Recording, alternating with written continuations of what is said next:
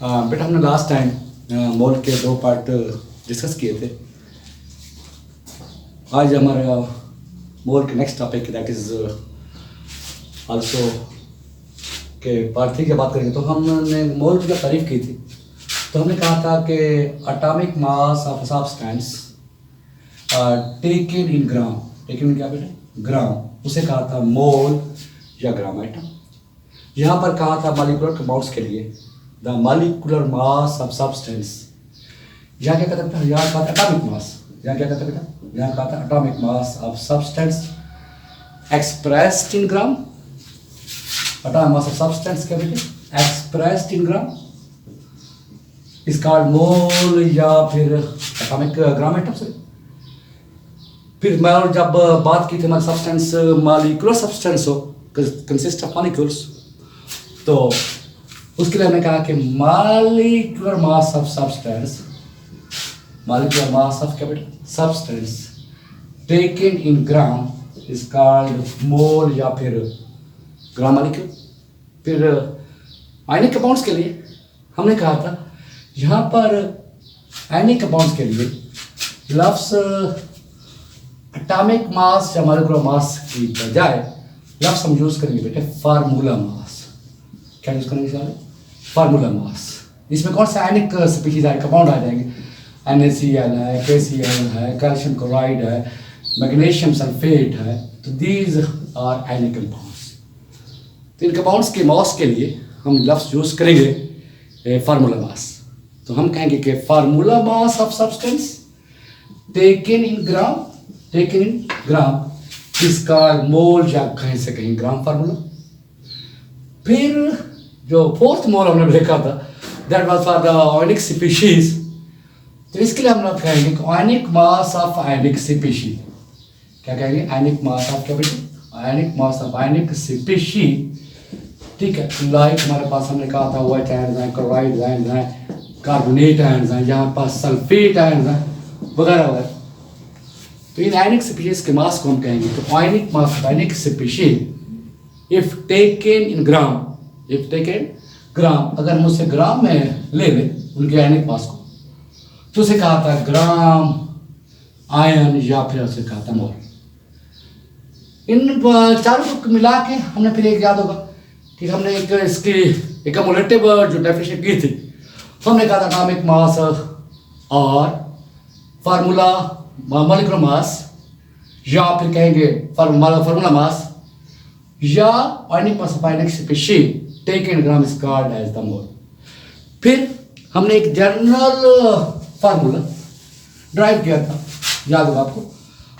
हमने कहा था कि मोल को कैलकुलेट करने के लिए मोल इज इक्वल टू क्या कहा था लफ्ज़? Given mass of a substance. ठीक है, उसको डिवाइड करते हैं अपॉन क्या बेटे? अपॉन एटॉमिक मास या हमने कहा था फार्मूला मास। ठीक है, या बेटा मॉलिक्यूलर मास या क्या? मॉलिक्यूलर मास या ionic mass of ionic species. तो इस मेथड से क्या है कि we can calculate the mole of any substance. ये हमने जाना पहले पढ़ा था। टुडे आज हम बात करेंगे next is the Avogadro number. नाम सुना होगा? Avogadro's number shown by Na, shown by क्या बेटे? Na, Avogadro number. इसकी वैल्यू भी हम जानते हैं 6.02 10 ताकत का है 23। Very simple. इसमें हम कहें किसी भी सब्सटेंस के एक मोल में पाए जाने वाले एटम्स, आयंस, मॉलिक्यूल्स या फार्मूला यूनिट्स की तरह फिक्स होती है। किसी भी सब्सटेंस के एक मोल में अगर वो एटम पर मुश्तमिल है, आयंस पे मुश्तमिल है या वो मॉलिक्यूल्स पे मुश्तमिल है या फिर वो फार्मूला यूनिट्स कर पाए तो उसके अंदर, तो याद करना उनकी तादाद भी फिक्स होती है। दैट फिक्स नंबर या फिर कांस्टेंट रेशियो या constant number that is called as the Avogadro number. तो इसके हम डिफाइन करेंगे तो हम कहेंगे बेटा नंबर ऑफ एटम्स, अगर हमारे पास वो सब्सटेंस एटम पे मुश्तमिल है, या नंबर ऑफ आयंस अगर हमारे पास आयनिक स्पीशीज है, क्लोराइड, ब्रोमाइड, आयोडाइड एटसेट्रा, या नंबर ऑफ मॉलिक्यूल्स, अगर वो सब्सटेंस बनी हुई है मॉलिक्यूल्स की, CO2, ammonia, methane etcetera, H2SO4 molecule है कहा था, या नंबर ऑफ क्या है कि फार्मूला यूनिट्स, नंबर ऑफ क्या बेटे, नंबर ऑफ फार्मूला यूनिट्स, तो that number of atoms ions या molecules in 1 mole of substance, in लफ्ज कहेंगे बेटा, इन क्या, in 1 mole of substance, in 1 mole of क्या बेटा, सब्सटेंस, उस मोल का बशर्ते के, उस सब्सटेंस का बशर्ते क्या बेटा, 1 मोल हो, ये लाजमी कहेंगे, ठीक है, अदरवाइज वो वेरी कर सकती है, डिफरेंट हो सकती है, तो हम कहेंगे नंबर ऑफ एटम्स और आयंस या मॉलिक्यूल्स और फार्मूला यूनिट्स, ठीक है, इन 1 मोल ऑफ सब्सटेंस, साथ कहेंगे इज फिक्स या इज कांस्टेंट या फिक्स कह दो, दैट इज इक्वल टू 6.02, 10 तक क्या 20, 10 तक क्या 23, ठीक है, कहेंगे पार्टिकल्स कह दो या यूनिट्स कह दो, इतनी क्या के नंबर होते हैं, तो क्या डिफाइन किया इसको, हमने कहा बेटा कि नंबर ऑफ एटम्स और आयंस और मॉलिक्यूल्स और फार्मूला यूनिट्स, ठीक है, किसके अंदर भी, इसका क्या है, इन 1 मोल ऑफ सब्सटेंस, बशर्ते कि उस सब्सटेंस का 1 मोल हो, तो उसके अंदर पाए जाने वाला एटम्स आयंस या मॉलिक्यूल्स की तादाद हमने कहा फिक्स होती है, वो बराबर होती है किस चीज में, इस चीज में, वही बात रहता है मोल को, सपोज हम कहते हैं 1 मोल ऑफ वाटर,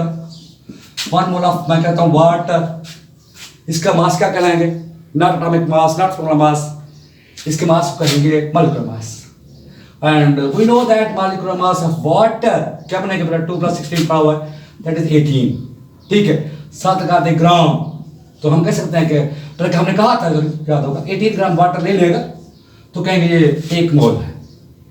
अब पानी के 18 ग्राम में या पानी के 1 मोल में क्या होंगे, that will consist of the molecules, तो याद करना 1 मोल वाटर में या फिर 18 ग्राम वाटर में फिर क्या होंगे बेटा, मॉलिक्यूल्स होंगे, क्या होंगे, मॉलिक्यूल्स होंगे, और उन 18 ग्राम में या फिर 1 मोल में पाए जाने वाले मॉलिक्यूल्स की तादाद क्या होगी, फिक्स, हमने कहा कितने हैं, 6.02 10 को क्या 23। फिर अगर बात करें हम एलिमेंट की, मैं कहता हूँ 1 मोल ऑफ सोडियम ले लो भाई, सोडियम का 1 मोल कितना होगा भाई, इसका हम कौन सा मास लेंगे, एटॉमिक मास, तो that will equal to 23 grams. अब 1 मोल पानी का 23 ग्राम्स है, तो फिर पानी की तरह, वाटर की तरह हम 1 मोल सोडियम में या 23 ग्राम सोडियम में क्या होंगे, that will consist of atoms, consist of क्या बेटा, एटम्स, और फिर 1 मोल या 23 ग्राम सोडियम में एटम्स की तादाद एवोगाड्रो के क्या फिक्स होगी, दैट विल क्या बेटा 23। इन द सेम वे अगर हम बात करें 1 mole of NaCl, sodium chloride, sodium का मास निकालो, क्या मास होगा 23 + 35.5, ये बनेगा बेटा 58.5 ग्राम, पहले पढ़ा हुआ 58.5 ग्राम अगर सोडियम होगी तो हमारी क्या है, 1 मोल कहलाएगी। यही बात अप्लाई करते हैं तो हम कह सकते हैं कि 1 मोल सोडियम क्लोराइड में या 55.5 ग्राम सोडियम क्लोराइड में क्या होंगे, that consist of not molecule, not atom, but consist of the formula units, consist of क्या बेटा, formula units, और उन formula units के साथ भी क्या फिक्स होंगे, consist of क्या है 23। in the same way याद है 4th मोल की बात की थी, if our substance consists of the ions, we take the 1 mole of the carbonate ions, अगर 1 मोल ले लें, इसका मास क्या बनेगा, स्पीशीज का मास 12 + 48 60, तो ये बनेगा 60 ग्राम।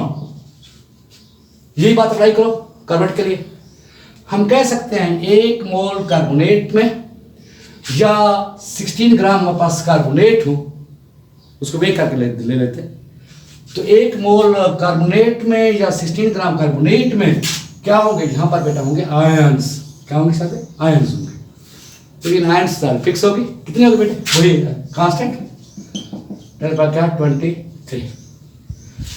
Now come reagent. अब देखा जाए तो ये हमारे जो सब्सटेंसेज हैं 1 मोल 1 मोल 1 मोल और 1 मोल, हमने डेफिनेशन में भी लफ्ज कहा था 1 मोल ऑफ सब्सटेंस। कम हम कहेंगे कि नंबर ऑफ क्या एटम्स, ये समझ, number of ions, number of molecules, water के लिए मॉलिक्यूल यूज किया था, number of formula units use किया फॉर द सोडियम क्लोराइड, तो नंबर ऑफ बेटा एटम एंड मॉलिक्यूल यहाँ कम है, the number of the atoms और मॉलिक्यूल्स और फार्मूला यूनिट्स और नंबर ऑफ आयंस। सात चीज हम कहेंगे इन 1 मोल ऑफ सब्सटेंस। हमने कहा फिक्स है, कांस्टेंट है, दैट इज इक्वल टू क्या भी कर सकते 0.023। अब ये हमने क्या है कुछ डिस्कस किया अबाउट द क्या है एवोगाड्रो नंबर की बात की है। इसमें 3 चीज़ आ गई, नंबर ऑफ ये कह सकते हैं मोल है, ये मैसेज हैं, ये है पार्टिकल्स। तो नेक्स्ट लेक्चर में हम क्या है कि इनको आपस में याद करना कि इंटरचेंज कर सकते हैं। पर जो 4th पार्ट होगा मोल का, उसमें हम याद करना कि मोल से मास निकाल सकते हैं, मास से फिर नंबर ऑफ पार्टिकल भी हम फाइंड कर सकते हैं। इन 3 चीज़ों को हम आपस में इंटर कन्वर्ट कर सकते हैं। तो ये हमारा नेक्स्ट टॉपिक होगा, मोल का पार्ट 4 पढ़ेगा।